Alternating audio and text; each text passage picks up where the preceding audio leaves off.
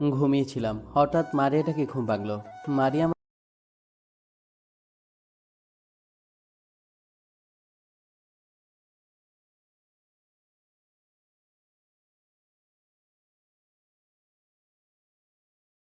মারিয়া আমুর কোলে শুয়ে শুয়ে আঙ্গুর খাচ্ছে।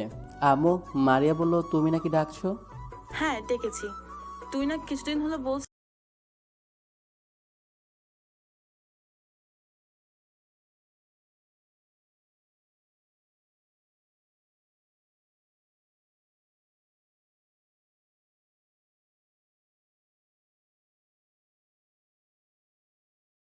যাব।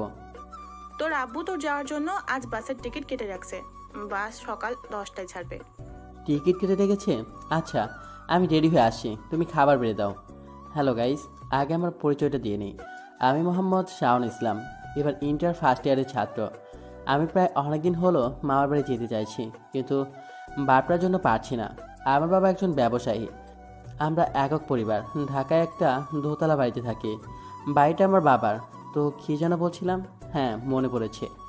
আমার আব্বু বলে আমি নাকি মামার বাড়িতে গেলে সেখানকার মেয়েদের সাথে টাঙ্কি মারি। আচ্ছা, এই টাঙ্কি জিনিসটা আবার কি? তাই আব্বু বলেছে এখন যেতে দেবে না, কিছুদিন পরেই সবাই একসাথে যাব। আরে আব্বু তো আর বোঝে না আমি শুধু একটা মেয়েকে পছন্দ করি, আর তাকে দেখার জন্যই মামার বাড়িতে যেতে যাচ্ছি। তাকে কতদিন হলো দেখি না। অনেক হলো, এবার চলেন গল্পে ফিরি। আমি তাড়াতাড়ি রেডি হয়ে এসে নাস্তা করলাম। আমার যেন সময় আর কাটছে না তাকে ছাড়া। তাই দ্রুত সম্ভব খাবার খেয়ে ব্যাগটা নিয়ে চলে আসলাম বাস স্ট্যান্ডে। এই রে, আমি যখন তাড়াহুড়ো করে খাচ্ছিলাম, আমও তখন কেমন করে যেন তাকিয়েছিল। মনে হচ্ছে আমার মনে কিছুটা সন্দেহ জেগেছে। তাতে আমার কি? কিছুক্ষণ পর বাস আসতেই দ্রুত উঠে আমার সিট খুঁজে নিয়ে বসে পড়লাম। এখন চিন্তা যানজটের। এদেশের ট্রাফিক জ্যাম আমাকে আমার ভালোবাসার কাছে পৌঁছাতে 100% বাধা দিবে, কিন্তু আমার যে আর সহ্য হচ্ছে না। তাকে কখন যে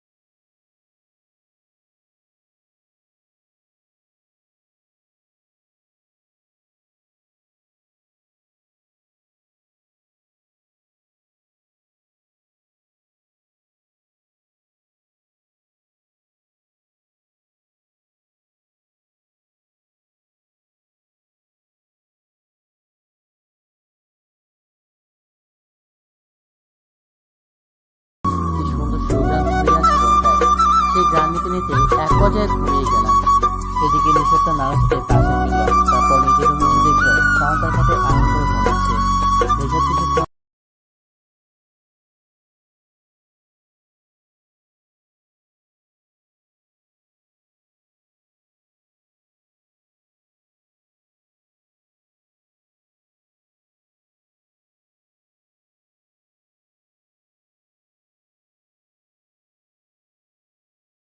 ছোট। আম্মু বলতো আমি নাকি ছোটবেলায় অনেক পাজি ছিলাম, সবসময় মারামারি করতাম। কিন্তু অবাক হওয়ার একটা কারণ হচ্ছে, ছোট থেকে এখনো পর্যন্ত নিশাতের গায়ে নাকি একটা ফুলের টোকাও দিইনি যাতে সে ব্যথা পায়। আর নিশা তো সে ছোট থেকেই আমার অভিভাবকের মতো দেখাশোনা করে। আমি বুঝি না ছোট থেকেই আমাদের একে অপরের প্রতি এতটা কেয়ার কেন। আমি কথাগুলো ভাবছি আর নিশাতকে মন ভরে দেখছি। ওই সে মেয়ে যার জন্য আমার এখানে আসা। আর আমার মোবাইলে অমূল্য সম্পদটা হচ্ছে নিশাতের কিছু পিক। নিশাত একজন পর্দাশীল মেয়ে, তাই তার পিকগুলো অমূল্য। প্রায় অনেকটা সময় পেরিয়ে গেছে, কিন্তু তার ঘুমটা ভাঙছে না। হঠাৎ নিশাত তার চোখ হাত দিয়ে ঢলতে ঢলতে উঠে বসলো। আমার সেদিকে খেয়ালই নেই, আমি তো তাকে দেখার জন্য ধ্যানে বসেছি। ভাইয়া এভাবে তাকিয়ে কি দেখছো? দিলে তো হাতটা টুকরো করে। সরি শাওন। আবার ভাইয়া বলে খুব খারাপ হবে। সরি, এবার চলো। তুমি আসার পর থেকে এখনো কিছু খাওনি। তুমি খেয়েছো? তোমার এই অভ্যাসটা একটু চেঞ্জ করো তো। কখনো না। আচ্ছা নিশাত, একটা কথা বলবা? হ্যাঁ বলো। তুমি সেই ছোট থেকেই এমন কেন? আমরা যখন 3 থেকে 4 বছর বয়সে ছিলাম, ঠিক তখনও তুমি আমি না খেলে খেতে না, কিন্তু এটা কি করে সম্ভব? তুমি যে ছোটবেলায় এত মারামারি করতা, কিন্তু কখনো আমাকে একটা ফুলের টোকাও দেওনি, এটা কিভাবে করেছো? জানি না এমন কেন করেছি। আমিও জানি না কেন তুমি না খেলে খেতে পারি না। নিশাত, আমার না খুব ক্ষুধা লেগেছে। আমারও। তোমার আসার কথা শুনে দুপুরের খাবার খেতে পারিনি। চলো তাহলে খেয়ে নিই। তারপর দুজনে একসাথে খাবার টেবিলে বসলাম। মামি আমাকে খাবার দিতে যাবে, কিন্তু নিশাত তাকে আটকে দিল। এরপর নিজ হাতে আমার প্লেটে খাবার বেড়ে দিচ্ছে। মামি জানেন নিশাত প্রত্যেকবার এটাই করে, তাই তিনি কিছু মনে করেননি। খাবার শেষে নিশাতের রুম থেকে ব্যাগটা নিয়ে আমার রুমে এসে বিছানায় গা হিলিয়ে দিলাম। নিশাতের আমার প্রতি কেয়ার দিন দিন বেড়েই যাচ্ছে, যা আমার খুব ভালো লাগে। আমি একটা বিষয় ভেবে খুবই অবাক হই। এখন বুঝি আমরা একে অপরকে পছন্দ করি, কিন্তু যখন ছোট ছিলাম তখন তো আর এইসব জানা ছিল না। তাহলে আমাদের দুজনের প্রতি এত টান কী করেছিল? আমরা কি তাহলে জন্মের পর থেকেই একে অপরকে ভালোবাসি নাকি? যদিও নিশাদকে বলিনি আমি তাকে খুব খুব ভালোবাসি। এই ফিলিংসটা আমি কিছুদিন আগে অনুভব করেছি, তাই তো তার ভালোবাসার টানে চলে এলাম মামার বাড়ি। অবশ্য শ্বশুরবাড়ি বলা যায়। পরের দিন সকালে মামার সাথে বাজারে আসলাম। আমি এখানে আসলেই প্রতিদিন মামার সাথে বাজারে আসি। মামা বাজার শেষে শাকসবজি আর আমার পছন্দের একটা বড় পাঙ্গাস নিল। তারপর নিশাত আর আমার পছন্দের তেলে ভাজা গরম গরম সিঙ্গারা নিলাম। এগুলো নিশাতের খুব প্রিয়, কিন্তু আমার জন্য খেতে পারে না। আমি একবার তাকে বলেছিলাম, তুমি প্রতিদিন এভাবে তেলে ভাজা খেলে মোটো হয়ে যাবা, তখন তোমার বর তোমাকে মুটকি বলে খেপাবে। আমার এই কথায় নিশাত তেলে ভাজা খাওয়া একদম অফ করে দিয়েছে।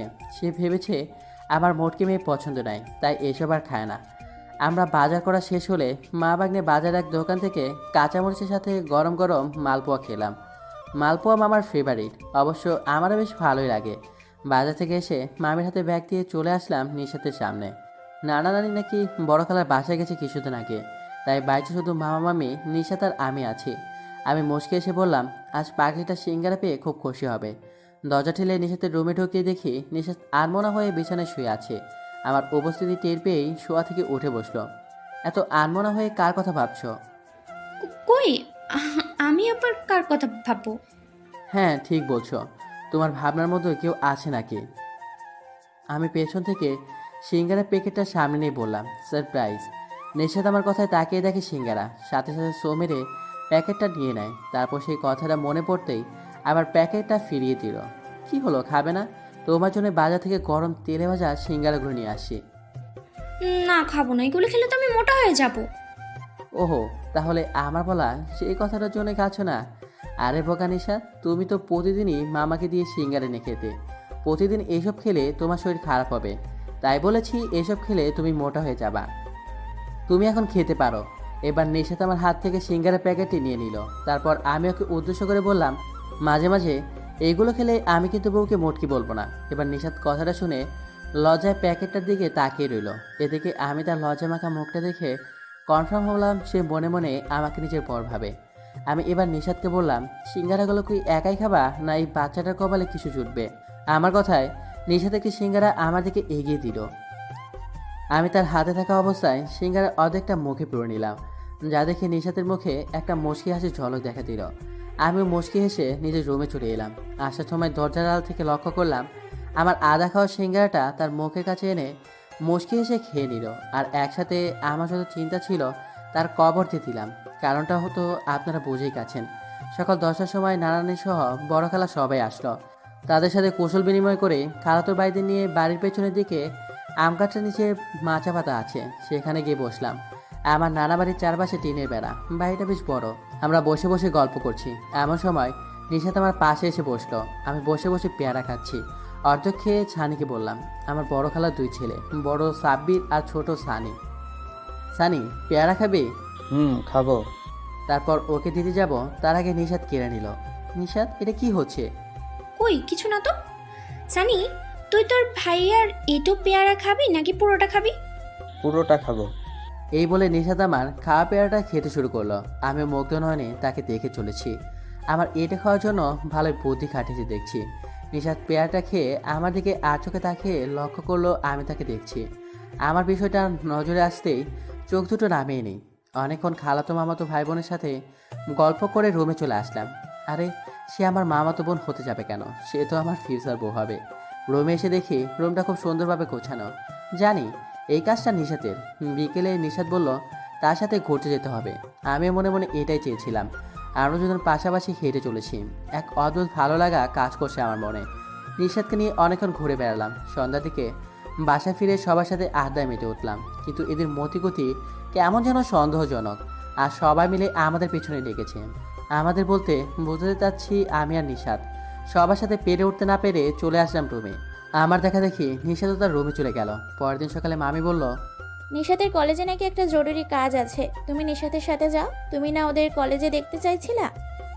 জি মামি, আমি যাবো নিশাতের সাথে। নিশাত আমার যাওয়ার কথা শুনে মুচকি এসে তার রুমে রেডি হতে চলে গেল। 10 মিনিট পর একটা কালো বোরকা, হাতে মোজা এবং মাথায় হিজাব পরে আমার কাছে আসলো। আমরা বাড়ি থেকে বের হচ্ছি, এমন সময় মামার সাথে দেখা। শাওন, তোরা কোথায় যাচ্ছিস? মামা, আমি নিশাতের কলেজে যাচ্ছি। এই নে চাবি, রাস্তায় আমার বাইক রাখা আছে, সেটা নিয়ে যা। আচ্ছা মামা, অনেকদিন হলো বাইক চালাইনি। সাবধানে যাস। আর শোন, হ্যাঁ মামা, বলো। এই নে বাইকে 3 লিটার পেট্রোল ভরে নিস। এই বলে আমার হাতে একটা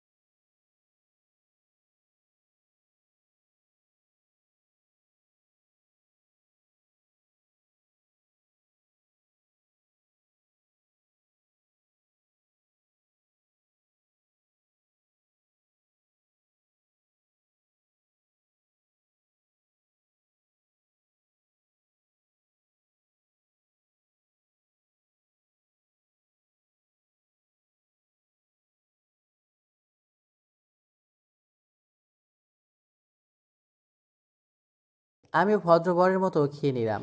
তারপর নিশাত নিজেই খাচ্ছে, আমাকে আর একবারও দিল না।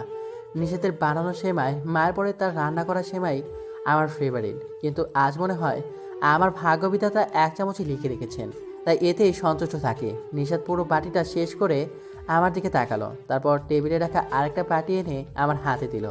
কি ভাবছো? তোমার জন্যই বানিয়েছি। আমি জানি আমার বানানোর সেমাই তুমি খুব পছন্দ করো, যার জন্য বানালাম। তাকে রেখে আমি কি আর একা একাই সবটা খেতে পারি বলো? এগুলো তোমার জন্য। বুঝলাম, কিন্তু তুমি এগুলো আমার কাছে দিচ্ছ কেন? তুমি খাবে তাই দিচ্ছি। হ্যাঁ আমি খাবো, যদি তুমি খাইয়ে দাও তাহলে। তুমি নিজে খেও না, আমার খুব ঘুম পাচ্ছে। নিশাতের হাতে শ্যামের বাটিটা দিয়ে বললাম, তাহলে রেখে দাও, সকালে খাইয়ে দিও। এই বলে চলে আসে যাব, আবার আমার হাত টেনে ধরে খাটে বসিয়ে দিল। তোমার তো খুব ঘুম পাচ্ছে, তাহলে আমাকে ছেড়ে দিলে না কেন? কারণ তুমি এখন এগুলো না খেয়ে কোথাও যেতে পারবে না। অনেক কষ্ট করে শুধু তোমাকে খাওয়াবো বলে বানিয়েছি। তারপর নিশাত আমাকে নিজ হাতে খাইয়ে দিল। এবার যাও, আমি ঘুমাবো। বলছিলাম একটা লিপ কিস পেলে খুশি হতাম। উফ, দাঁড়াও, দিচ্ছি তোমার কিস। না থাক, জীবনে অনেক গুনাহের কাজ করেছি, এতে আমার অবস্থা শোচনীয়। যাও গিয়ে ঘুমাও, অনেক রাত হয়েছে। তোমার না রাতে খুব ঘুম পায়? পাই তো, কিন্তু আজ কেমন যেন রোমান্টিক মুডে আছি, তাই আমার ঘুম ব্লুটুথের সাহায্যে আমার কাছে ট্রান্সফার হয়ে গেছে। তাতে কি, আমার খুব ঘুম পাচ্ছে। তুমি নিজের রুমে গিয়ে বসে থাকো। আচ্ছা যাচ্ছি তো, এইভাবে বলছো কেন? কিছুদিন আগে তো আমরা একসাথে থেকেছি। তখন ছোট ছিলাম তাই থেকেছি। এই, তুমি যাবা এখন এখান থেকে? এই বলে নিশাতের রুম থেকে বেরিয়ে আমার রুমের দিকে যেতে লাগলাম। আজ যেন নিশাতের প্রতি আমার ভালোবাসাগুলো বহুগুণে বেড়ে গেছে। সকাল থেকে নিশাতকে একবারও দেখছি না। পাগলিটা যে কোথায় গেল, ওরে না দেখলে আমার মনটা ছটফট করে মরতে চায়। অনেক কষ্টে বাঁচিয়ে রেখেছি, মরে গেলে নিশাতকে কি দিব? আরে কি বলছি, আমার এই মনটা তো অনেক আগে নিশাতকে দিয়ে দিয়েছি। এখন এটা তার আমানত, আমি তো আর মনটাকে মেরে তার আমানতের খেয়ানত করতে পারি না। কিন্তু তাকে না দেখলে এই মনটা যে আর বাঁচতেই চায় না। তখনই মনে পড়ে গেল আমার ফোনে তো তার বেশ কিছু ছবি আছে। মনটাকে বাঁচাতে হলে এখন এটাই কাজে লাগাতে হবে। এর মাঝেই মামা আমার পাশে চেয়ারে এসে বসলো। এখন তার সামনে তারই একমাত্র রাজকন্যার পিক দেখি কি করে। শাওন, তুই কি আজ সকাল থেকে কাউকে খুব মিস করছিস? আমি মামার কথা শুনে থতমত খেয়ে গেলাম। কি বলছো মামা? আমি আবার সকাল থেকে কাকে মিস করব? কেন তুই নিশাতকে সকাল থেকে দেখতে না পেয়ে মিস করছিলিস না তাকে? হ্যাঁ, তা একটু করছি। আমরা সকলেই তো জানি, সেই তোদের যখন 2 বছর বয়স তখন থেকে তোরা একজন আরেকজনকে কতটা ভালোবাসিস। আমি এবার একটু অপ্রস্তুত হয়ে বললাম, ভালোবাসি মানে? হ্যাঁ, কেন? তুই তো সাব্বির, সানি, মারিয়ার থেকে নিশাতকে বেশি আদর করছিস। ওকে কোনোদিন কষ্ট দেসনি। এইবার বুঝলাম মামা আমাদের ভাই বোনের ভালোবাসার কথা বলছে। হ্যাঁ মামা, এটা তো ঠিকই, কিন্তু নিশাত কোথায় গেছে? সে সকাল থেকে একবারও চোখে পড়লো না। এখন তো প্রায় 12টা বাজতে চললো। নিশাত তোর নানি মানে আমার আম্মুর সাথে তাবাসসুমদের বাড়িতে গেছে, ওদের নিয়ে বিকেলে আসবে। কি বলছো? ওরা মেজু খালার বাড়িতে গেছে? আমিও সেখানে যেতে চেয়েছিলাম। তাতে কি হয়েছে? আম্মু তোরে নিয়ে যেতে চাইছিল, আমি বারণ করেছি। কিন্তু কেন বারণ করেছো? আজ তোর আম্মু আব্বু মারিয়াও আসছে, আবির কিছুক্ষণের মধ্যে এসে যাবে। কিন্তু আব্বুর তো কাজ আছে, তাই এখন আসতে পারবে না। দুলাভাইয়ের সব কাজ শেষ, আজ সবাই আসছে, তাই তুই, আমি আর আবির 3 মামা ভাগ্নে একসাথে মাছ ধরতে যাব। আচ্ছা মামা, ভাইয়া কখন আসে? কথাটা বলতেই ভাই এসে দাঁড়ালো। শাওন, আমি এসে গেছি, তোরা বস, আমি চেঞ্জ করে আনছি। আজ 2 ভাই আর মামা মিলে মাছ ধরতে যাব। এদিকে আমি আর মামা মাছ ধরতে যা যা লাগবে সব গোছিয়ে নিলাম। তারপর দেখি নানাও এদিকে আসে।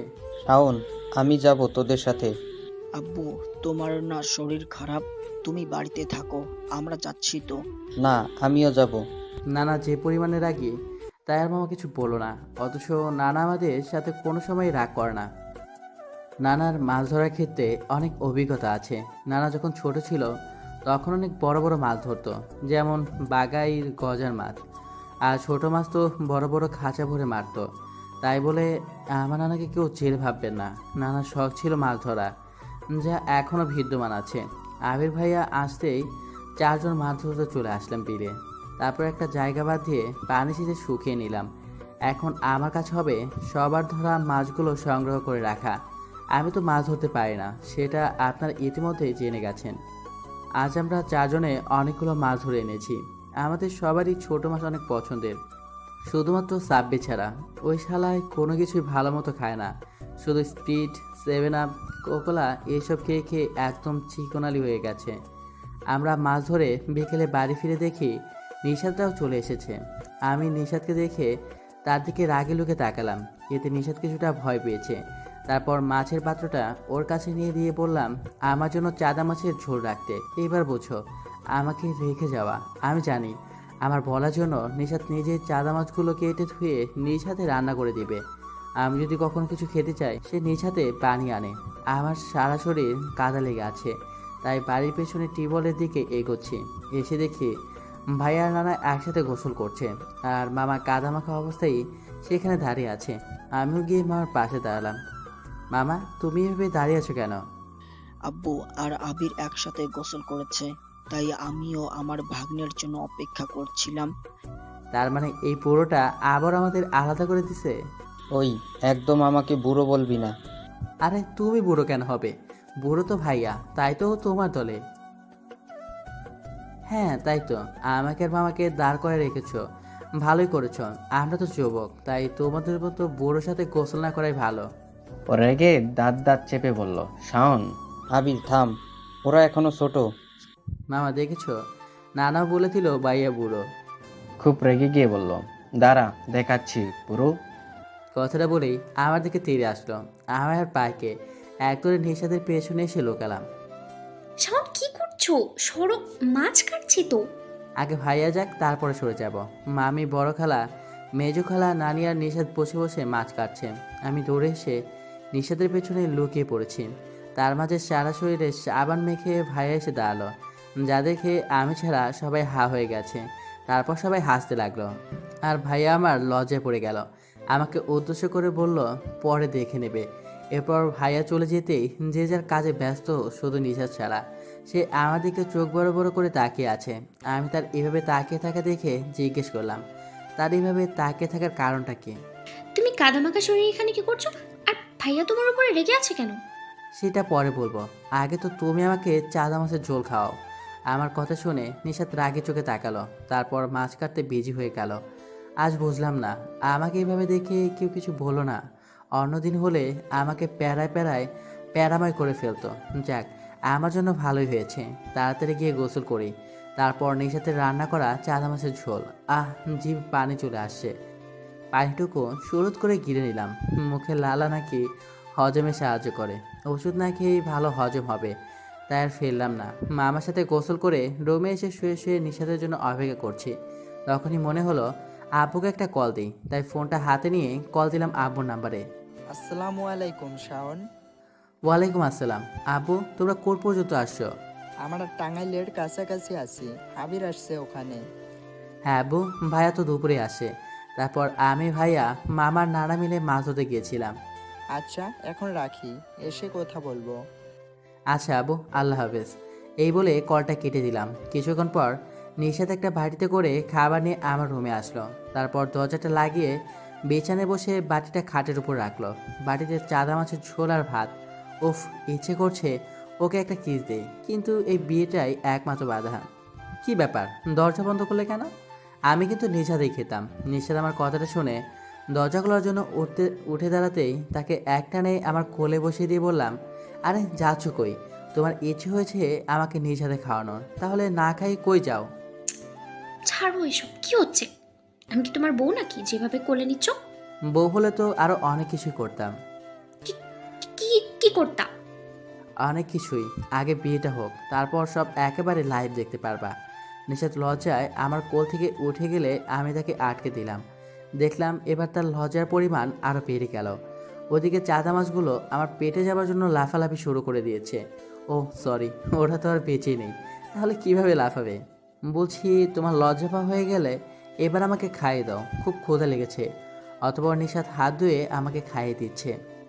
আমি কিন্তু এতটা স্বার্থপর নই। বউ কষ্ট করে রান্না করে আনবে আর আমি একাই সব গিলবো? এই নাও, হা করো। আমি না খেলে তুমিও খাও না, এবার খেয়ে নাও। এখন দুজন দুজনকে খাইয়ে দিচ্ছি। খাওয়া শেষ হতেই নিশাত খাবারের প্লেট নিয়ে চলে যেতে লাগলো।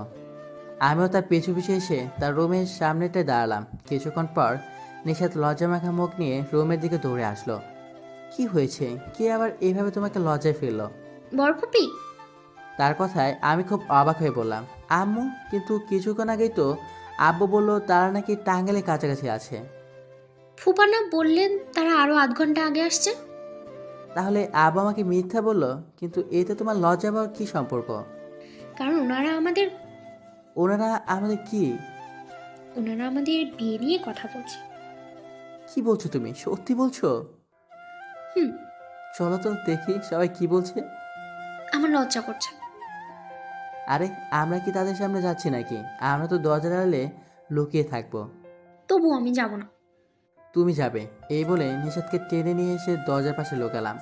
আমরা এক অপরকে খুব কাছাকাছি অবস্থান করেছি। এদিকে নিষাদ কিছুটা ভীত চোখে আমার দিকে তাকিয়ে আছে। তাকে দেখে আজ প্রথম ক্রাশ খেলাম। হ্যাঁ, এটা নিষাদের উপরে আমার খাওয়া প্রথম ক্রাশ। আমি নিষাদকে ভালোবাসি ঠিকই, কিন্তু তার দিকে সেভাবে তাকাইনি। বিয়ের আগে তাকালে চোখে জিন হবে, তাই তবুও তাকে না দেখে থাকতে পারিনি। তবে আজ তাকে মুগ্ধ নয়নে চেয়ে দেখছি। এরই মাঝে নিষাদ বলল, এখানে কি আমাকে দেখার জন্য এসেছো, না ভেতরের কথাও কিছু শুনবা? এই চুপ করো, আমি এখানে এক টিলে 2 পাখি মারবো। তারপর ভেতরে কান দিলাম। আর যা শুনলাম তাতে আমরা দুজনেই অবাক, সেই সাথে খুব খুশি খুশি লাগছে। খুশির ঝড় সইতে না পেরে নিষাদকে জড়িয়ে ধরে তার চুলের ঘ্রাণ নিচ্ছে। শুনুন তাহলে কি বলছে মামা। দুলা ভাই, আপনি তো জানেনই আমাদের ছেলে মেয়ের মধ্যেকার সম্পর্কটা কেমন। সেজন্যই আমার ছেলেটা এত মামা বাড়ি করছিল। তোমরা কি আজ পর্যন্ত ওদের মতো কাউকে দেখেছো? ওরা সেই ছোট থেকেই একজন আর একজনের জন্য পাগল প্রায়। আমার মেয়েটা আজ সায়ন থাকলে ওকে ছাড়া খাবারই খায় না। এখনো তো ওদের বিয়ে দিতেই হয়, ওরা তো এখন আর ছোট নেই। তারপর আরও কথা হলো, কিন্তু নিষাদটা দৌড়ে রুমে চলে গেল। আমিও তার পেছন পেছন চলে আসায় বাকিটা শুনতে পাইনি। এসে দেখি নিষাদ উল্টো দিকে হয়ে শুয়ে আছে। আমিও শুয়ে তাকে পেছন থেকে জড়িয়ে ধরলাম। সাথে সাথেই আমাকে সরিয়ে উঠে বসলো। একদম কাছে আসবা না। ওকে, চলে যাচ্ছি। এই বলে মন খারাপ করে চলে আসলাম। আমি চাইলাম তার সাথে প্রেমালাপ করতে, কিন্তু উনি তো আমাকে তাড়িয়ে দিলেন। ব্যাপার না, আমারও সময় আসবে ইনশাল্লাহ, তখন তোমাকে বোঝাবো আদর কাকে বলে। আমি রুমে বসে বসে ফোন চাপছি। কিছুক্ষণ পর আমু আসলো। তারপর চা বলল, শাওন, তুই নিশাদকে নিয়ে কি স্বপ্ন দেখছিস? আম্মুর এমন কথায় অবাক দৃষ্টিতে আম্মুর দিকে তাকালাম। নিষাদকে নিয়ে নোট লিখছি আমার ফোনে। সেটা আম্মু জানলো কেমনে? নিশাদকে তুই পছন্দ করিস, এটা আমাকে বলিসনি কেন? শেষমেশ তোদের বিষয়টা তোর ফোন থেকে জানতে হলো। কি বলছো আম্মু? তুমি আমার পার্সোনাল ফোনে এসব দেখে ফেলেছো? হ্যাঁ, দেখেছি। আর এটাও বুঝে গেছি তুই নিশাদকে কতটা ভালোবাসিস। আম্মু, তুমি নিজের ছেলের পার্সোনাল নোটে পড়েছো? একদম মনোযোগ দিয়ে পড়ছি। আর নিশাদের এতগুলো ছবি তুই কোথায় পেলি? যার ছবি সেই দিয়েছে। আমি একটা জিনিস বুঝি না, তোরা সেই ছোট থেকে দুজন দুজনের এত কেয়ার নিস, এটা কিভাবে সম্ভব? আম্মু, তুমি কিন্তু কাজটা ঠিক করনি। আমার পার্সোনাল বলে কিছুই রাখলে না। তোর আবার কি পার্সোনাল? সবে মাত্র ইন্টারে পড়িস, এখনই এসব? আম্মু, তুমি যাও তো, আমি এখন ঘুমাবো। আচ্ছা ঘুমা। আর শুনে রাখ, 10 দিন পর তোরা নিশাতের বিয়ে। আম্মু, কি বলছো? এত তাড়াতাড়ি বিয়ে? কোথায় ভাবলাম মামাতো বোনের সাথে প্রেম করে তারপর দুজনে লাভ ম্যারেজ করব। কিন্তু তোমরা আমাদের বিয়ে দিয়ে দিচ্ছ। কেন বিয়ের পর প্রেম করবি? আর তোরা তো লাভ ম্যারেজই করছিস। সেটা আর করতে পারছি কোথায়? লাভ মানে কি? লাভ মানে ভালোবাসা, এছাড়া কিছু থাকলে আমার জানা নাই। তোরা দুজন দুজনকে ভালোবাসিস? হ্যাঁ, তুমি তো সবই জানো। তোরা দুজন তো একজন আরেকজনকে ভালোবাসিস, আর কিছুদিন পর বিয়েও করছিস, তাহলে তো তোর লাভ ম্যারেজই হচ্ছে, তাই না? হ্যাঁ আম্মু, কিন্তু প্রেম? সেটা বিয়ের পর করবি। জানিস না ইসলামে প্রেম করা পুরোপুরি হারাম। বিয়ের পর প্রেম করলে গুনাহ হয় না, বরং বউকে ভালোবাসার কারণে সওয়াব পাবি। আম্মুর মুখে বউকে আদর করার কথা শুনে কেমন যেন লজ্জা লজ্জা লাগছে। তবু আম্মুকে বললাম, আমি তোমার কথায় রাজি। তুমি ঠিকই বলছো, প্রেম করে পাপ করা দরকার নাই। অনেক রাত হয়েছে, তুই ঘুমা। আমি তোর মামার সাথে কথা বলে তারপর ঘুমাবো। এই বলে আম্মু চলে গেল। আমিও পাড়ি দিলাম ঘুমের দেশে। নিষাদকে নিয়ে ঘুরে এলাম মেঘের পাড়ায়। যদি বৃষ্টি হোস চোখের দৃষ্টি হোস নিয়ে যাবো যে মেঘের পাড়ায়, কেউ কি জানে কোন সে টানে এই মন কেন তো পা বাড়ায়। এতটুকু মনে ছিল, নিষাদকে তাই শুনিয়ে দিলাম। আমার গানের গলা ভালো না। নিষাদ তা দেখে খুব হাসে, তারপর নিজে গাইতে শুরু করলো। নিষাদ গান গাইছে আর আমি মনোযোগ সহকারে শুনছি। তার গান গাওয়া শেষ হতেই আমার শ্বাস যেন আটকে যাচ্ছে। এমন হচ্ছে কেন? স্বপ্নে তো এরকম হওয়ার কথা না। তাহলে কি আজরাইল আমার জান কবজ করছে? আজ রক্ষা নেই। প্রিয় পাঠক পাঠিকারা, আমার কোনো কাজে কখনো কষ্ট পেয়ে থাকলে ক্ষমা করে দিয়েন। হঠাৎ ঘুমিয়ে গেল। চোখটা খুলতেই আমি যা দেখলাম তা দেখে নিজের চোখে বিশ্বাস করতে পারছি না। সে এটা কীভাবে করতে পারে? আমাকে মেরে তার কী লাভ হতে পারে? আমার কিছু হলে তো সবচেয়ে বড় ক্ষতিটা তারই হবে। শ্বাস যেন ক্রমেই আটকে যাচ্ছে, আর পারছি না। এদিকে নিষাদ খেয়াল করলো শাওন কেমন যেন করছে। ওর সাথে একটু মজা করতে গিয়ে কি তাহলে শাওনকে চিরতরে হারাবে নিষাদ? নিষাদ তাড়াতাড়ি নাকটা ছেড়ে দিয়ে শাওনের মুখে হাত বোলাতে লাগলো। আল্লাহ, এতক্ষণে বাঁচলাম, কিন্তু এই পাখিটার হঠাৎ কি হলো? এমন তো কোনোদিন করে না। নিষাদের দিকে তাকাতেই দেখি পাখিটা ভীষণ ভয় পেয়ে গেছে। হয়তো একটু মজা করতে চেয়েছিল, মজা করতে গিয়ে একটু বেশি করে ফেলেছে। এখন হয়তো সেটা বুঝতে পেরেছে, তাই এভাবে ভয় পেয়ে আছে। আরে এ কি? নিষাদ দেখছি আমার বুকের উপর বসে আছে। নিষাদকে টেনে আমার বুকে ফেলে জড়িয়ে ধরলাম। নিষাদ ভেবেছে আমি তার উপর রেগে যাব। তার একটা কারণও আছে। যাকে নিয়ে এত সুন্দর একটা স্বপ্নে বিভোর ছিলাম, সে নিজে তার দফারফা করে দিল। সেটা তো স্বপ্ন ছিল, কিন্তু এখন সে আমার বুকের সাথে মিশে আছে, এটা বাস্তব। নিষাদ, নিষাদ, তোমার কি খুব ভয় লাগছে? এই, একদম ভয় পেও না। দেখো না আমি তোমাকে আদর করছি। সরি, আমি একটু মজা করতে গিয়ে তোমায় প্রায় মেরেই ফেলেছিলাম। নিষাদ, আমি একটু রাগ করিনি তোমার ওপর, কিন্তু এখন করব যদি তুমি কান্নাটা অফ না করো। কথাটা রেগেই পড়লাম। আমার কথায় নিষাদ কান্না বন্ধ করে চোখে লেগে থাকা পানিটুকু মুছে নিয়ে আমাকে জড়িয়ে ধরলো। আমিও তাকে জড়িয়ে ধরে তার কপালে একটি কিস দিলাম। এই, আমরা এসব কী করছি? আমাদের তো এখনো বিয়ে হয়নি। এবার নিষাদ ধরপড়ি উঠে বসলো, তারপর সরি বলে একবারে রুম থেকে বেরিয়ে গেল। নিষাদের এমন কাণ্ড দেখে আমার খুব হাসি পাচ্ছে। পাখিটা হয়তো ভুলেই গিয়েছিল আমাদের যে বিয়ে হয়নি। নয়তো যে নিষাদ আমাকে তার কাছে যেতেই দেয় না, সে নিজে আজ আমার বুকের উপর বসে নাকটা চেপে ধরেছিল। আর কিছুদিন, তারপর তুমি অনেক কিছুর অধিকার পাবে মামাতো বোন। একটু অপেক্ষা করো। আমি জানি তোমার ইচ্ছে করে সবসময় আমার কাছাকাছি থাকতে, কিন্তু সেটা বসে দিতে চাও না প্রিয়তমা। চোখ ধাঁধানো তিলোত্তমা। সমস্ত ভাবনার অবসান ঘটিয়ে ফ্রেশ হয়ে নিলাম। তারপর আবির ভাইয়ের রুমের দিকে যাচ্ছে দেখি ভাইয়া নিজেই এদিকে আসে। আমাকে আসতে দেখে বলল, তুই কি আমার কাছেই আসছিস? হ্যাঁ। ও, আজ তো তোকে নিয়ে ঘুরতে যাওয়ার কথা ছিল। হ্যাঁ, সেটাই বলতে যাচ্ছিলাম। তুই দাঁড়া, আমি রেডি হয়ে আসছি। আচ্ছা ভাইয়া। ভাইয়া গেল রেডি হতে। ভাইয়া যাওয়ার পরপরই নিশাতে হাজির। কিছু কি বলবা? আমিও তোমাদের সাথে যেতে চাই। কেন? তোমার সাথে ঘুরতে যেতে ইচ্ছে করছে তাই।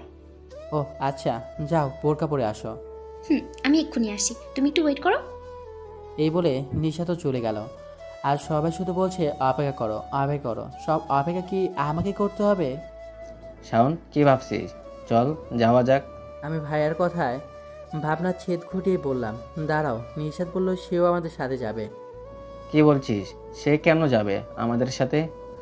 আরে ভাইয়া, তোমার সাথে নয়, আমার সাথে যাবে। তার নাকি আমার সাথে ঘুরতে যাওয়ার ইচ্ছে হয়েছে। তো যা, নিশাদকে নিয়ে ঘুরে আয়। আমি না হয় পরে যাব।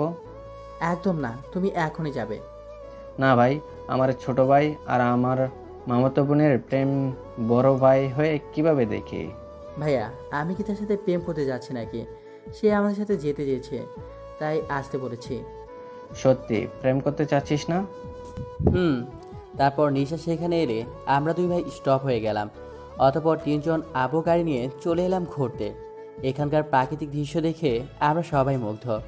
ভাইয়াকে বললাম আমার নিশাতে কিছু পিক তুলে দিতে। কথাটা বলতেই ভাইয়া আমাকে ইশারায় বলল, শাওন, এটা তো কথা ছিল না। আমিও তাকে বোঝালাম, ভাইয়া এটা কি প্রেম করছে নাকি? একটা সুন্দর জায়গায় আসছি, তাই কিছু পিক তুলে দিতে বলছি। ওকে যাও, দিতে হবে না। আমার মন খারাপ দেখে ভাইয়া বলল, তোরা এদিকটাই দাঁড়া, আমি পিক তুলে দিচ্ছি। ভাইয়ার কথা মতো আমরা সেই দিকটা গিয়ে দাঁড়ালাম। আশেপাশে লোকজন চোখে পড়ছে না, তাই নিশাদকে বললাম বোরকাটা খুলে নাও, তাহলে পিকগুলো সুন্দর দেখাবে। নিশাদ বোরকাটা খুলে নিল। তারপর ওর সাথে বেশ কিছু পিক নিলাম। ভাইয়া শুধু আমাকে পিক চলছে, তাই ভাইয়াকে ডেকে তিনজনে কিছু সেলফি নিলাম। অতঃপর আমি একা একটা ছবি তুললাম ফেসবুকের প্রোফাইলের জন্য। আর এটা দেখে নিশাদ খুব রেগে গেল। সে বলছে আমি যেন এই পিকটা আমার ফেসবুক প্রোফাইলে না দিই, তাহলে নাকি মেয়েরা আমাকে দেখে ক্রাশ খাবে। তাই তার এত রাগ। ওদিকে ভাইয়া এসবে খুব মজা নিচ্ছে। ইচ্ছে করছে ওর গার্লফ্রেন্ডকেও ডেকে নিই, তখন আমিও মজা নেব। কিন্তু ইচ্ছে থাকলেও উপায় নেই, কারণ ভাইয়ার গার্লফ্রেন্ডকে আমি এখনও দেখিনি। ভাইয়া বলেছে আজ বিকেলে নাকি আমার ভাবির সাথে দেখা করতে নিয়ে যাবে। তার কিছু করার নাই, এর শোধ না হয় পরে নিব ইনশাল্লাহ। অনেক পিক তুলেছি, এবার বাসায় চল। বিকেলে তোদেরকে নিয়ে এক জায়গায় যেতে চাইছি। আচ্ছা ভাইয়া। শাওন, বিকেলে তোমরা কোথায় যাবা? ভাবির সাথে দেখা করতে? ভাবি মানে? হ্যাঁ, তোমার বড় ফুফাতো ভাইয়া জিএফ। ও, ভাইয়া প্রেম করে? হ্যাঁ, অনেকদিন থেকে করে, যদিও আমাদের হারাতে পারবে না। তোরা তো জন্মের পর থেকেই প্রেম করে আসছিস, তোদের ভালোবাসার কাছে তো আমরা দুইটা শিশু বাচ্চা। বাচ্চা বাচ্চার মতো থাকবা, আজ থেকে আমাদের সম্মান দিয়ে কথা বলবা। প্রেমের জগতে আমরা তোমার সিনিয়র। কিন্তু আমি তোর বড় ভাই। চল, এবার খুব ক্ষুধা লাগছে। তারপর আমরা বাসায় ফিরলাম। বিকেলে ভাবির সাথে দেখা করে এলাম। যাক, আমার ভাইয়ার পছন্দ আছে বলতে হবে। নিষেধের মতো ভাবিও পর্দা মেনে চলে। আজ পর্যন্ত ভাইয়াকে তার হাতটাও স্পর্শ করতে দেয়নি, অথচ আমি কয়েকবার নিষেধকে জড়িয়ে ধরেছি, যেটা করা মোটেও উচিত হয়নি। তাই এখন থেকেই সিদ্ধান্ত নিয়েছি বিয়ের আর 4 দিন বাকি। এই 4 দিন নিষেধের থেকে নিরাপদ দূরত্ব বজায় রেখে চলবো। অনেক গুনাহ করেছি, আল্লাহ আমাদের ক্ষমা করুন, আমিন। কি ভাবছো তুমি? নিশাদ আমার পাশ গেছে, বিছানায় বসে কথাটা বলল। আমি সাথে সাথে সরে গিয়ে বসলাম। নিশাদ, আমাদের বিয়ে হওয়ার আগ পর্যন্ত আমার থেকে নিরাপদ দূরত্ব বজায় রাখবা। কথাটা শুনতেই নিশাদ ছলছল নয়নে আমার দিকে তাকালো। কিছুক্ষণ পর পানিটুকু তার গাল বেয়ে পড়তে শুরু করলো। তাই কোনো উপায় না পেয়ে বিয়ের আগে শেষবারের মতো তার কাছে গিয়ে চোখের পানিটুকু মুছে দিয়ে বললাম, নিশাদ, কিছুদিন হলো দেখছি তুমি কথায় কথায় কান্না করো। আমি কিন্তু এসব একদম পছন্দ করি না। তাহলে তোমার থেকে দূরে থাকতে বলছো কেন? আমি কি কোনো কারণে তোমাকে কষ্ট দিয়েছি, তাই তুমি এভাবে আমাকে কষ্ট দিচ্ছ? না নিশাদ, তুমি আমাকে কোনো কষ্ট দাওনি। আমি শুধু বলতে চেয়েছি আমার ভাইয়ের গার্লফ্রেন্ড, সেও তোমার মতো পর্দা মেনে চলে। তাদের রিলেশন 4 বছরের, অথচ ভাইয়া তার হাতটা একবারের জন্য ছোঁয়নি। আর আমি তো জড়িয়ে ধরেছি তোমাকে চুমু। নিশাদ আমার মুখটা তার ডান হাত দিয়ে চেপে ধরলো। আমি হাতটা ছাড়িয়ে বললাম, বলছিলাম কি, অনেক তো পাপ অলরেডি করে ফেলেছি। 4 দিন পরেই তো আমরা বিয়ে করছি। অন্তত এই কয়েকটা দিন একটু এইসব থেকে বিরত থাকি। বিয়ের পর তো আর গুনাহ হবে না। আমি ওই সব থেকে নিজেকে আটকানোর চেষ্টা করেছি, কিন্তু পারিনি। তুমি ওদিকে সরে বসো, আমি এখানে বসে কথা বলি। আচ্ছা। শাওন, হ্যাঁ বলো। ফুপু বলছিল কাল আমরা দুজনে শপিংয়ে যাব। যাবো তো। আমার পরিচন্ন বিয়ে শাড়ি পছন্দ করতে হবে না? আমার সব কিছু তোমাকে পছন্দ করে কিনে দিতে হবে কিন্তু। আমি তো মেয়েদের শাড়ি ছাড়া আর কিছু সম্পর্কে বুঝি না। তাতে কি হয়েছে, আমি তোমাকে বুঝিয়ে দেব। আচ্ছা দিও, এবার যাও, আমার জন্য গরুর ভুঁড়ি রান্না করো। গরুর ভুঁড়ি? এটা পারবো না প্লিজ। পারবা না মানে কি বলছো? আজ থেকে অভ্যাস করে নাও। কিছুদিন পর আমার বউকে গরুর ভুঁড়ি দিয়ে ভাত খাবো যে। প্লিজ, আমি পারবো না ওসব খেতে। কিন্তু আমি যে খাইয়ে ছাড়বো। খাবো না, খাবো না, খাবো না। আমার বউ তো অবশ্যই খাবে। আমি তো খাবোই না। আচ্ছা দেখবো তুমি খাও নাকি খাও না। এখন তো আমার জন্য রান্না করে গিয়ে।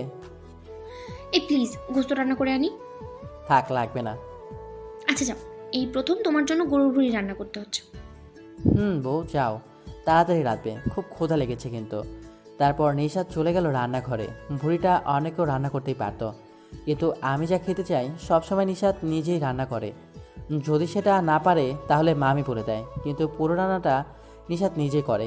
ওর হাতে রান্নাটা যা টেস্ট, তাই তো আমি জেনে শুনেই নিশাদকে বলি এটা বানিয়ে আনো, ওটা বানিয়ে আনো। আর নিশাদও তাই করে। বিয়ের পর সুস্বাদু সব খাবারে ভরে যাবে আমার জীবন। কিন্তু ভাইয়ার আগে বিয়ে করাটা কেমন যেন দেখায়। আব্বুকে বলে দেখি যদি একসাথে 2 ভাইয়ের বিয়ে করিয়ে দেয়, তাহলে আর লোকে বলতে পারবে না বড় ভাই রেখে ছোট ভাই আগে বিয়ে করেছে। নিশাদ যতক্ষণ রান্না করছে আব্বুর সাথে ভাইয়ের বিয়ের কথাটা বলি গিয়ে। তাই আব্বু আমার রুমে চলে আসলাম। আমাকে দেখে আপু বলল, শাওন, হঠাৎ এই সময় আমাদের রুমে? আব্বু তোমার সাথে একটা বিষয়ে কথা বলতে আসলাম। বলো, বল কি বলবি? আব্বু, ভাইয়ের বিয়েটাও যদি আমাদের বিয়ের সাথে হয় তাহলে কেমন হয়? কিন্তু সেটা কিভাবে সম্ভব? ভাই একটা মেয়েকে 4 বছর ধরে লাইক করে, আমাকে নিয়ে গেছিল দেখা করাতে। মেয়েটা খুব ভালো, পর্দাশীল মেয়ে। মেয়েটা যদি পর্দা মেনেই চলে তাহলে আবিরের সাথে প্রেম করবে কেন? আব্বু, প্রেম করে এটা ঠিক, কিন্তু ভাই এখনো তার হাতটাও একবারের জন্য স্পর্শ করেনি। আচ্ছা, আবিরকে বলে দেখি। আবিরকে আমার কাছে আসতে বল। ওকে আব্বু, আমি এক্ষুনি যাচ্ছি। আপুর রুম থেকে বেরিয়ে দেখি ভাইয়া অগ্নিদৃষ্টিতে আমাকে দেখছে। ভাইয়া, তুমি আমার উপর এতটা রেগে আছো কেন? আমি আবার কি করেছি? তুই আব্বুকে রিবার কথা কেন বলছিস? তুমি আমার বড় ভাই, তোমার আগে আমি বিয়ে করছি, এটা জেনে লোকে কি বলবে? তাই বলে এক্ষুনি বলে দিবি? ভাবছি আর কিছুদিন তোর ভাবির সাথে প্রেম করব। কিন্তু তুই ভাই হয়ে ভাইয়ের প্রেমে বাধা দিচ্ছিস। ইয়েস মাই ব্রাদার, তুমি 4 বছরের বেশি সময় ধরে ভাবির সাথে প্রেম করেছো, তবুও বলছো আরও কিছুদিন প্রেম করতে চাও। আর আমাকে দেখো, সবেমাত্র নিশাদকে ভালোবাসার কথা বললাম, আর দুদিন না যেতেই বিয়ে করে দিচ্ছে। এতে আমার কি দোষ? শুধু শুধু আমার সর্বনাশ করেছিস। যাও, আব্বু তোমাকে ডাকছে। যাচ্ছি। এই বলে রাগে সাপের মতো ফসফস করতে করতে চলে গেল। আর আমি বিজয়ের হাসি আসলাম। আমি বুঝি না, ভাইয়া 4 বছরের প্রেম, আর একবারও গার্লফ্রেন্ডের হাতটা অন্তত ছুঁয়েও দেখেনি। তাই তো এদের বিয়েটা ঘটকালির দায়িত্ব আমি করছি। বড় ভাইয়ের কষ্টটা ছোট ভাই হিসেবে আমাকেই দেখতে হবে। এসব ভাবতে ভাবতে রুমে এসে দেখি নিশাদ খাবার নিয়ে বিছানায় বসে আছে। তার চোখে মুখে রাগের আভা ফুটে উঠেছে। মুখে রাগের আভা থাকায় তাকে দেখতে দারুণ লাগছে। ইচ্ছে করছে জড়িয়ে ধরে তার সারা মুখে ভালোবাসার পর সেঁকে দেয়, কিন্তু সেটা সম্ভব না। দূর, বিয়ের দিনটা আসতে কেন এত লেট করছে? আমার সময় যেন তাকে ছাড়া কোনোভাবেই কাছে না। আমি তার থেকে কিছুটা দূরত্ব বজায় রেখে বিছানায় বসলাম। তারপর সে আমায় খাবার বেড়ে দিয়ে চুপচাপ বসে রইল। আজ ওর কী হলো? আমার সাথে এখনো পর্যন্ত কোনো কথাই বললো না। কিছুক্ষণ হলো লক্ষ্য করছি সে মাঝে মাঝে আমার উপর অভিমান করে। যেখানে ভালোবাসা আছে সেখানে অভিমান থাকবেই, কিন্তু এখনও যে তার অভিমান ভাঙানোর অধিকারটা আমি পাইনি, তাই কিছু করতেও পারছি না। আমি জানি সে খাবারও খায়নি, তবে ও খুব ভালো মেয়ে। আমি যা বলি সবই অক্ষরে অক্ষরে পালন করে। এই সুযোগটা কাজে লাগিয়ে নিশাদকে বললাম খাবার খেতে। সে আমার কথা মতো খেয়ে নিল। সে কিন্তু ভুঁড়ি দিয়ে খায়নি, তার সাথে মাছ ভাজিও এনেছিল, তা দিয়ে চুপচাপ খেয়ে নিল। আমি বুঝি না, মাত্র কয়েক মিনিট লেট করেছে বলে এতটা অভিমান। আমার খাওয়া শেষ হলে নিশাদ চলে গেল। যাওয়ার সময় আমার মন চিন্তামগ্ন ভাব দেখে মুচকি আসলো। ও, তার মানে এতক্ষণ আমার সাথে মজা নিচ্ছ? এর শাস্তি হিসেবে বিয়ের পর তোমাকে ভুঁড়ির জল দিয়ে ভাত মেখে খাওয়াবো। কি? ভুড়ি চোল? হ্যাঁ গো। হ্যাঁ, তুমি যাই করো না কেন, আমি কোনোভাবেই গরুর ভুড়ি খাবো না। ছি, ভুড়িতে গোবর ভরা থাকে, ওসব তুমি খাও কি করে? একবার খেলে তুমিও খেতে চাইবে। আমি খাওয়া তো ধরে থাক, ভুড়ির ধারের কাছেই যাব না। ওকে, আমিও দেখব। যদি তোমাকে ভুঁড়ি দিয়ে ভাত মেখে না খাওয়াতে পারি তো আমার নাম শাওন না। আর ইনশাল্লাহ আমি এটা পারবো। আচ্ছা, তোমাকে তাহলে কি করে ডাকবো? কারণ তখন তো তোমার শাওন নামটা আর থাকবে না। দেখা যাবে। আর হ্যাঁ, যদি আমি হেরে যাই তাহলে আমাকে অন্তর বলে ডাকবা। এত নাম থাকতে অন্তর কেন? কারণ এটা আমার ডাক নাম, তাই। এটা কেমন হলো? কোনটা কেমন হলো? তুমি শাওন নামটা বদলে তোমারই ডাক নাম দিলে। অবশ্য তুমি কি অন্য কোনো নাম রেখেছিলে? হুম। তা সেই নামটা কি? শান্ত। শান্ত? আরে, আমার এই নামটা কে যেন রেখেছিল। তুমি কি করে জানলে শান্ত আমারই একটা নাম? এটাও? জি। ধুর, আমি গেল। এই বলে মুখটা বাংলা 5-এর মতো করে চলে গেল। বউ, বিয়ের পর তোমার সাথে বেশ মজা করতে পারবো। শুধু মজা নয়, ভালোবাসাটাও দিব সীমাহীন ইনশাল্লাহ। আজ আমি, ভাইয়া, আবু, নানা, মামা আর মামি যাচ্ছি রিপা ভাবিদের বাড়িতে ভাইয়ার বিয়ের ব্যাপারে কথা বলতে। নিশাদ আমাদের সাথে যেতে চেয়েছিল। এতগুলো মানুষ একসাথে গেলে তারা কি ভাববে, তাই তাকে রেখে আসছি। পাগলিটা আমার ওপর আবারও অভিমান করে আছে। আমি আসতে চাইনি, ভাই আমাকে জোর করে নিয়ে যাচ্ছে। এর কারণও আছে।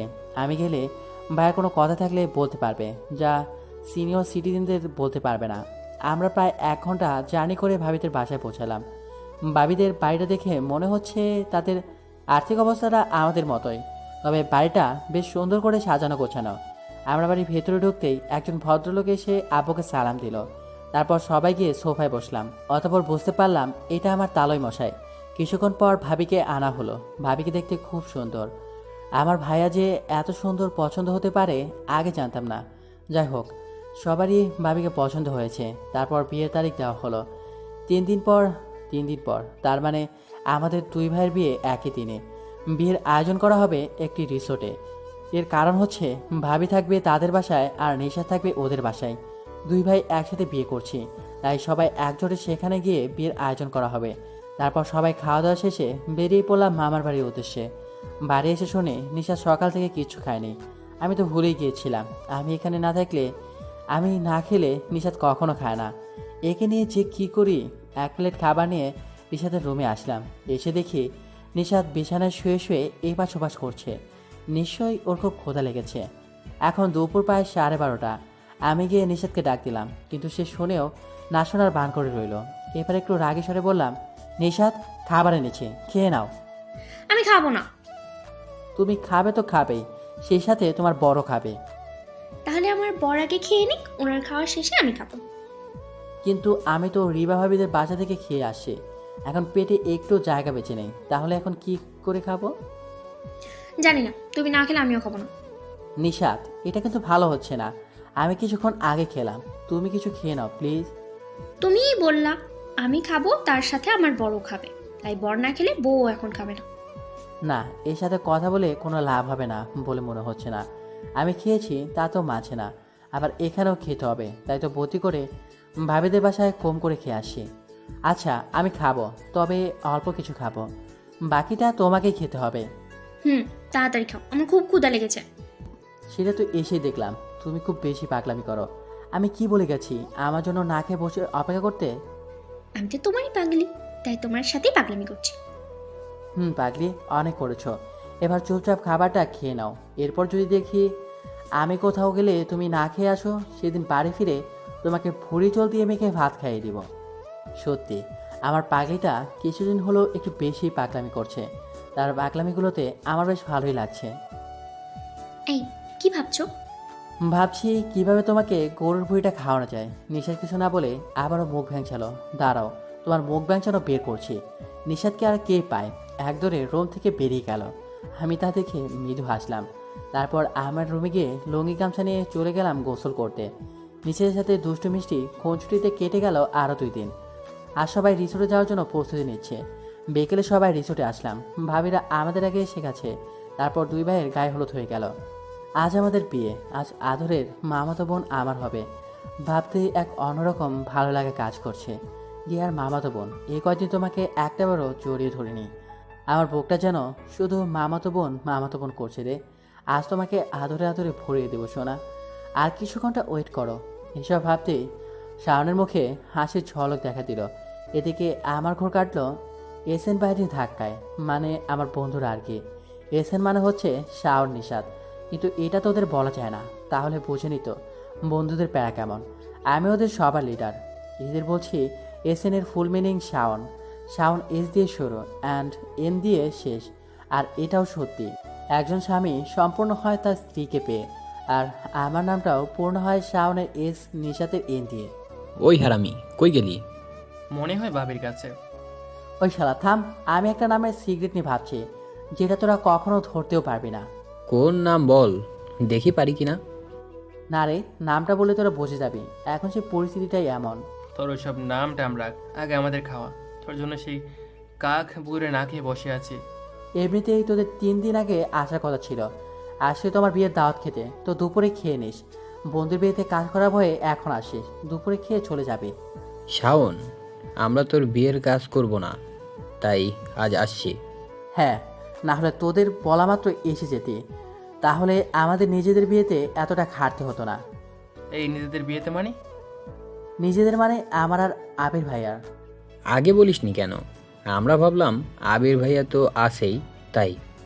তাই আমার ভাই একা খাটবে, আর তোরা আসবি, খাবি, তারপর চলে যাবি। যাবো মানে? আমরা তো তোদের 2 ভাইয়ের বিয়েতে 7 দিন কবজি ডুবিয়ে খাবো, তারপর যাওয়ার কথা ভেবে দেখবো। একদম না, তোরা দুপুরে সবার সাথে খেয়েই চলে যাবি। শাওন, তুই এইটা বলতে পারছিস? পারছি মানে আলবাত পারছি। প্লিজ দোস্ত মাফ করে দে, এই সোয়ানটার জন্যই এখানে আসতে পারেনি। শোয়ানোর জন্য নাকি কার জন্য সেটা জেনে আমার লাভ কি? আরে শুধু তোর নয়, বল আমাদের। মুনাফ, চুপ থাক। ওই মোনাপ কেন চুপ থাকবে? ওই তুই বল। তুই যেদিন আমাদের আসতে বললি সেদিন সুহান বৃষ্টিকে প্রপোজ করেছে, বৃষ্টি অ্যাকসেপ্ট করে নিছে। এবার বল, এদের এই শিশু রিলেশন হতে না হতে কিভাবে ওকে নিয়ে আসতে পারি? বুঝলাম, কিন্তু তোরা আমাকে এই বিষয়ে জানাসনি কেন? সুহান বলতে দেয়নি। আমি তো জেনেই গেলাম। সোহান টিটি রাখিস। আগে তোর বিয়ে, ও সরি, তোদের বিয়ে খেয়ে নেই, তারপর ঢাকায় গিয়ে ট্রিট দেব। মোনাপ শালারা ধর তো। আরে বললাম তো ঢাকায় গিয়ে দেব। সেটা না, তুই আমাদের বিয়ে খাবি বলছিস তার জন্য। ওই ওটা ধর। মোনাপরে চেপে ধরলো। আরে খেতে চাইছি বলে মারছিস? শালা তুই আমাদের বিয়ে খাবি? তোরে তো আমি মেরেই ফেলবো। এই তুই এমন করছিস কেন? একটু বুঝিয়ে বলতো। ও আসে বিয়ের দাওয়াত খেতে, শালায় বলে কি না বিয়ে খাবে। আরে গোস্ত আছে, পোলাও আছে, তার সাথে আছে সালাদও আছে, এছাড়া ডিম, মুরগি গোস্ত, বুটের ডাল, মুরগির রোস্ট ইত্যাদি। এগুলো আইটেম থাকতে তুই কি না আমাদের বিয়েটাই খেয়ে নিবি? শুনেছি তোর দাদারে নাকি লোকে রাক্ষসের দাঁতও বলে ডাকতো। তারা নিশ্চয়ই আন্দাজ করেছিল তুই বড় হয়ে একটা রাক্ষস হবি। আরে ভাই, অনেক বললি, এবার একটু দম নিয়ে নে, অনেক সময় পাবি এসব বলার, ইনশাল্লাহ। এদিকে আবির শাওনকে সেই কখন থেকে খুঁজছে। আজ ওদের বিয়ে, আর শাওনকে খুঁজেই পাওয়া যাচ্ছে না। অনেকে খোঁজাখুঁজির পর আবির দেখলো শাওন নিচে দাঁড়িয়ে সোহান আর মোনাফের সাথে কথা বলছে। আবির ওদের কাছে গিয়ে বলল, শাওন, তুই কি ভুলে গেছিস আজ আমাদের বিয়ের দিন? কি বলছো? আমি এবার এটা ভুলে যাব? এটা কখনোই পসিবল না। তাহলে এতক্ষণ যাবৎ এই অতিথিদের সাথে কি করছিস? ভাইয়া, এদের বলছিলাম অতিথি অতিথির মতো থাকতে, আসছে খাবে তারপর চলে যাবে, কিন্তু এরা বলছে 7 দিন থাকবে। আপনারা এসব কি বলছেন? অতিথিরা কখনো 7 দিন কোনো বিয়েতে থাকে নাকি? ভাই এতক্ষণ শাওন অনেক বলছে, তুমি অন্তত কিছু বলো না। বলবো না মানে? তোদের আমি আমার ছোট ভাই মনে করে তোরা থাকতে 3 দিন যাবৎ নিজের বিয়েতে খেটে যাচ্ছিস। ভাইয়া ছাড়ো তো, চলো গোসল ছেড়ে তৈরি হয়ে নেই। হ্যাঁ চল। আরে আমাদের দিকে একটু তাকা। এখন থেকে আমাদের বিয়ের বাকি সব কাজ তোদের। তার মানে বিয়ের কাজটাও আমরাই করছি? থ্যাঙ্কস দোস্ত, তোর মামাতো বোনকে আমার করে দেওয়ার জন্য। জুতা খাকিয়ে শালায় বলে কি আমার বউ নাকি ও নেবে। দেখ, আমার জুতা খাওয়ার শখ নাই, তার থেকে ভালো তোর বিয়ের মিষ্টি খাই। সব শালাই এক একটা রাক্ষস। তারপর আমি আর ভাইয়া গোসল করে রেডি হয়ে নিলাম। শালার বন্ধু কই আমাদের তৈরি করে সাহায্য করবে, তা না করে মেয়েদের পেছনে ঘুরঘুর করছে। যত পারিস ঘুর, বাট কোনো লাভ নাই। এখানে যারা আসে সব পর্দাশীল মেয়ে। অতপর আমাদের দুই ভাইয়ের বিয়ে ভালোভাবেই হয়ে গেল। বউ নিয়ে রওনা হলাম শ্বশুর বাড়ি। ভাইয়ার রুম নানি আর নিশাতের রুম মামি সাজিয়েছে। আমি বাসর ঘর মানে নিশাতের ঘরের সামনে দাঁড়িয়ে আছি। এর আগে কত নিশাতের রুমে ঢুকেছি, কিছুদিন আগে আমরা একসাথে ঘুমিয়েছি। ছোটোবেলায় সবাই একসাথে ঘুমায়, তাই কেউ খারাপ কিছু মনে করেন না। আর সেই রুমে ঢুকতেই কেমন জানি আনইজি লাগছে, তবু এসব উপেক্ষা করে ঢুকে বললাম বাসর ঘরে। নিশাত গোলাপি শাড়ি পরে বড় করে ঘোমটা দিয়ে বসে আছে। অনেক মেয়ে নাকি বাসর ঘরে তার বরকে সালাম করে, তারা কি জানে না একমাত্র আল্লাহ ছাড়া কারো কাছে মাথা নত করা শিরকের শামিল। যাই হোক, আমি গিয়ে নিশাতের পাশে বসলাম। কিন্তু এখন কি করতে হয়? এক আপু কিছুদিন আগে বলেছিল বাসরাতে বিড়ালের কথা, কিন্তু এটা বুঝিয়ে বলেনি, তাই আজ এই সমস্যাটা হচ্ছে। আপু, আপনারে বলেছিলাম একটু বুঝিয়ে দিতে, তাহলে আজ বিড়ালটা মারতে পারতাম। আমি তো এসব বিষয়ে তেমন কিছু জানি না, তাই বাংলা নাটক সিনেমায় ভরসা। তাদের ফলো করে প্রথমে আস্তে আস্তে নিশাতের মুখ থেকে ঘোমটাটা সরালাম। এটা কি আমার সেই মামাতো বোন নিশাত? দেখে তো আমি ফিদা হয়ে গেলাম। নিশাত যে এতটা সুন্দর আর মায়াবী সেটা আমি এইমাত্র টের পেলাম। আগে পেলে এতদিন কি নাকি অঘটন হয়ে যেত কে জানে। আল্লাহ, তোমার লাখো লাখো শুকরিয়া আমাকে এত বড় একটা গোনার হাত থেকে বাঁচানোর জন্য। এদিকে আমি চুপ করে থাকায় নিশাতের ধৈর্যের বাদ ভাঙার উপক্রম। তাই ভাবাভাবি ছেড়ে নিশাতকে বুকে টেনে নিলাম। তারপর নিশাত মাথাটা তুলে লজ্জা মাখা চোখে আমার দিকে তাকালো, আর আমি তাকালাম তার ওই গোলাপের ঠোঁট জোড়ার দিকে। নিশাতের ঠোঁট দুটোতে কতটা মিশে থাকবে, যার এমন সুন্দর রূপ, ভালো রান্নার গুণ আর আমার প্রতি অপরন্ত ভালোবাসা। কিছু না ভেবে তার ওই দুটো ঠোঁটে আমার ঠোঁট দিয়ে আবদ্ধ করে নিলাম। সাথে সাথে আমাদের দুজনের শরীরে হাজার বোটে শখ খেয়ে কেঁপে উঠল। আমার বউ একজন পর্দাশীল নারী, তবু অনেকে দেখেছেন। এবার একটু চোখের পর্দাগুলো নামান। আচ্ছা, আমি নামিয়ে দিয়েছি।